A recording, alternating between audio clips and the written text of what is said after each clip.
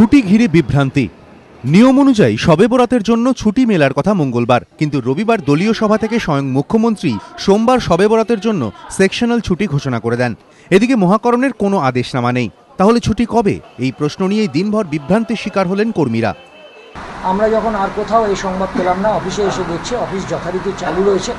অবশ্যই আপনার এই প্রশ্ন সঠিক যে বিভ্রান্তি, হ্যাঁ বিভ্রান্তি তো হয়েছে। কেউ জিজ্ঞাসা করছেন, তা সেখানে আমাদের সুস্পষ্ট উত্তর যে সাংগঠনিক স্তরে আমাদের কাছে কোনো অ্যাভেলেবল সার্কুলার নেই যার ভিত্তিতে আমরা বলতে পারি যে এরকম কোনো ছুটি।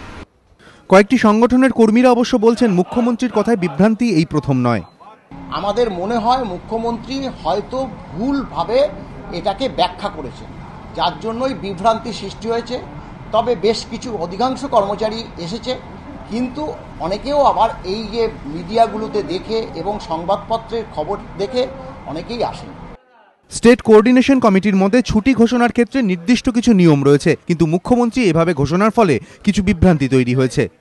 তো মুখ্যমন্ত্রী যদি আগেই ডিক্লেয়ার করে দেন, অনুমোদন করে দেন যে আমি ছুটি দিয়ে দিলাম, তাহলে চিফ সেক্রেটারি আর ফাইল পাঠাবার প্রয়োজন হয় না, বা ফাইল পাঠাতেও পারবেন না, তাহলে সেটাকে রিজর্ভে করা হয়।